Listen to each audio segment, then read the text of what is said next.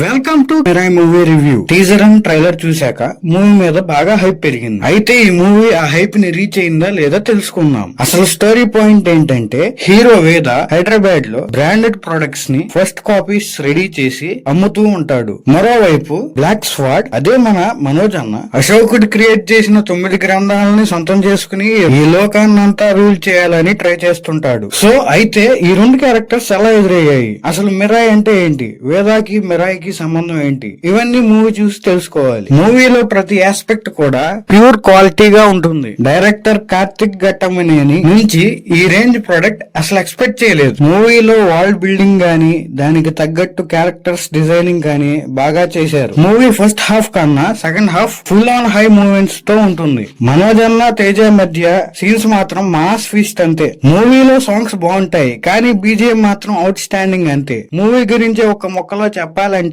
Visual feast with high on actions. మూవీలోని minus విషయానికి వస్తే రన్ టైం కొంచెం తగ్గించి ఆ లాగ్ సీన్స్ తీసేసి ఉంటే బాగుండేది. Then coming to the actors performances, Manoj అన్న and Teja blast performance. Ritika good in her role, Shreya కూడా బాగానే చేశారు. ఇంకా మిగిలిన యాక్టర్స్ కూడా వాళ్ళకిచ్చిన రోల్స్ బాగా చేశారు. మూవీకి తప్పకుండా వెళ్ళండి, ఖచ్చితంగా ఇంప్రెస్ అవుతారు. సో ఇది రా review. Subscribe to our channel. Bro ఏం చూస్తున్నావు, వీడియో నచ్చిందిగా లైక్ చేయి.